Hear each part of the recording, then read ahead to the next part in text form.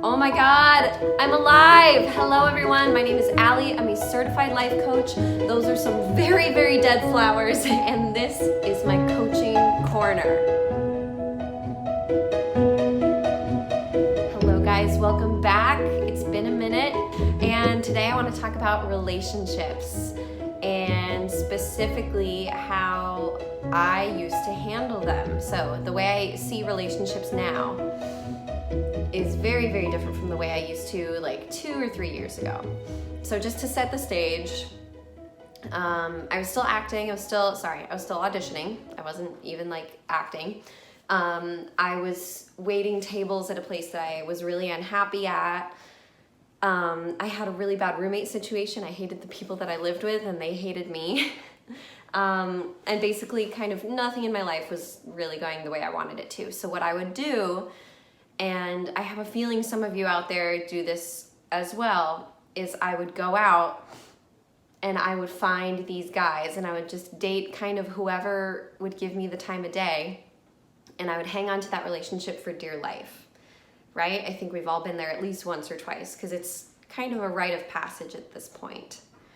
And what I would do is, someone would show a little bit of interest, they would, invite me out for a drink or whatever, and from that point on, if I liked them, I would be all in. All my chips would be pushed into the middle of the table, and I would be like, okay, I'm yours forever. Like, here's 100%. Because in my mind, I was thinking, oh, I know if I give 100% up front, they'll see how valuable I am, and they'll return the favor. Some of you probably already know where I'm going with this. That would almost never work out for me, or it would in the beginning, and if the guy was nice, he'd be like, oh, she's like trying really hard, I should give 100% back.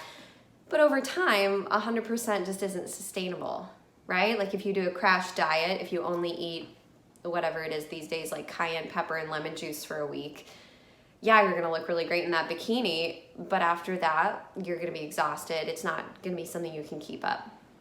And that's what would happen is, they would start out giving a little bit, I would give 100%, and they'd give it a little less, and I'd still be giving 100%. They'd give even less, and I'd still be giving 100%, and then finally, usually it would be me finally breaking up with them. Thank God. I would grow my brain like halfway through the relationship and be like, oh yeah, shoot, I did it again.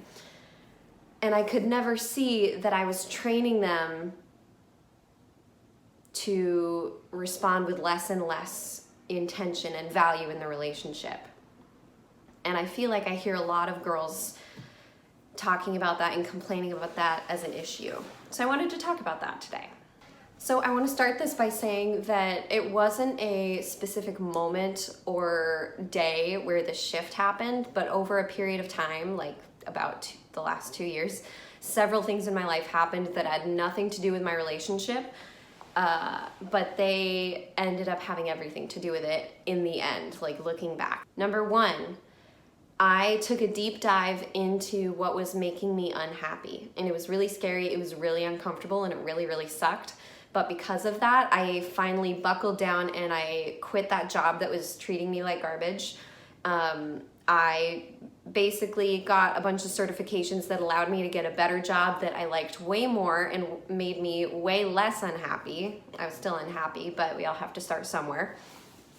And I just started investing a lot more of my focus into what was making me happy job-wise.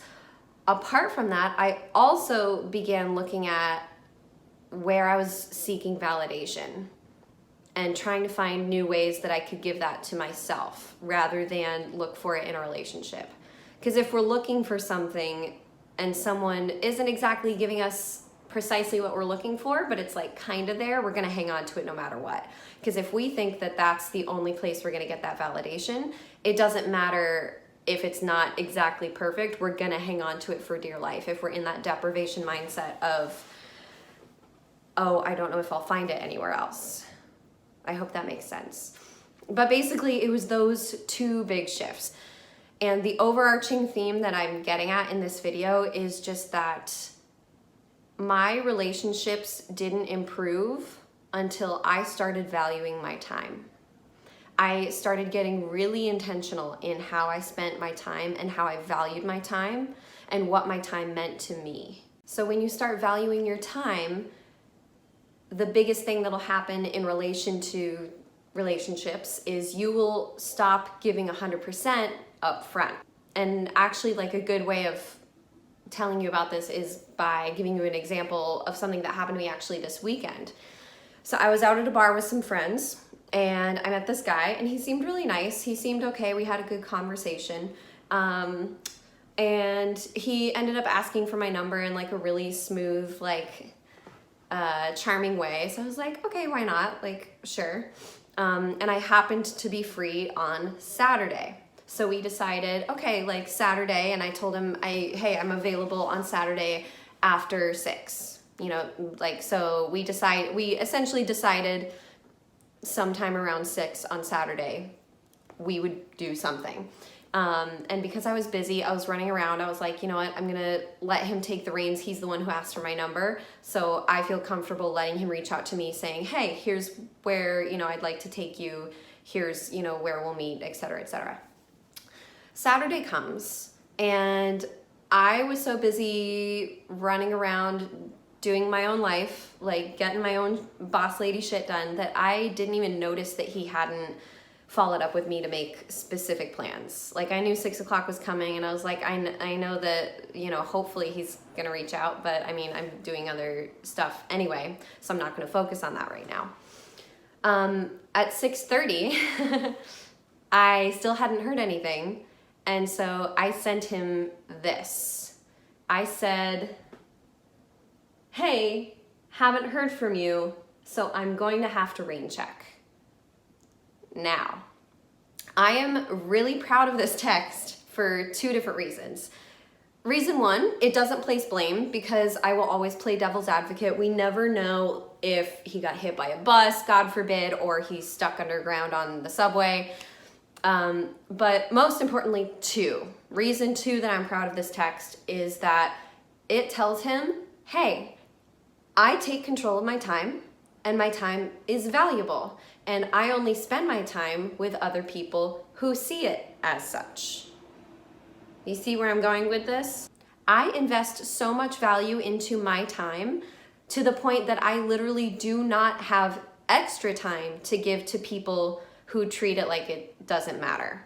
Now, if I was a couple years younger, I probably would have like kept texting him and reminding him until he finally made specific plans with me. We would have probably gone on a few dates. I probably would have gotten really attached, and he probably would have like tolerated me because, hey, he was basically doing 0 work for 100% effort on my part, and he didn't have to really show up that much, because at that point I would have been like, oh look, I finally have some validation. I have some confidence coming from someone else, and I have like some happiness in my life. And he probably would have been like a half-assed boyfriend for about 3 or 4 months until one of us ended it, and I would have been devastated because my life would be empty without that relationship. So I guess the big takeaway here is this. I want you to value your time. I want you to focus so much of your energy in ways to invest more value in your time. How can you make your time more valuable? How can you make your time mean more to you? And I know that you'll notice as you start doing this, the more you value your own time, the more others will do the same for your time. They will also value your time. And truth be told, you will still have these stupid guys that see that you value your time and they don't have the energy for that. And that's okay, because we know that up front now, instead of 3 or 4 months down the road when we've invested even more of our precious, valuable time into this relationship. That's what I'm getting at.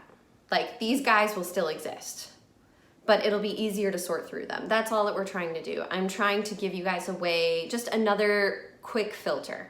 Another way to say, oh, I see you for who you are. You're not what I'm looking for. Happy trails. And that way they're out of the way for the guys who do value your time to skip the line and use their little fast pass. Like at Disney World, is that what it's called? Fast pass? Yeah. To wrap this up, I want you to invest in yourself more. I want you to value your time more. I want you to value your time so much, in fact, that you don't even have time for stupid guys like this who are gonna make you sit around and wait for them to make plans with you. Because we ain't got time for that shit. Because if you're watching this, it means that you are a brave, ambitious, and strong person, and you have way too much value to give to the rest of the world to be wasting it sitting on your couch on a Saturday night waiting for some douchebag to text you back. That was the video. I hope that was meaningful. I hope it helps at least one person out there, because I can relate so hard to this topic of sitting around and waiting for guys to, you know, show up and meet us even halfway. And really just, yeah, if you're going through this, let me know in the comments. My heart goes out to you. And just value yourself more, because you deserve it. Especially if you're watching this video, that means that you know how to value your time. So just do it as often as you can. If you guys want to see more from me, please subscribe to my videos. Click the little bell icon at the bottom. That way you'll know when I put new videos out. Be sure to follow me on Instagram at Ali Fuller Coaching. And if you want a free 45-minute consultation, if you're interested in one-on-one coaching with yours truly, you can find that calendar at alifullercoaching.com. And until next time, I'll see ya.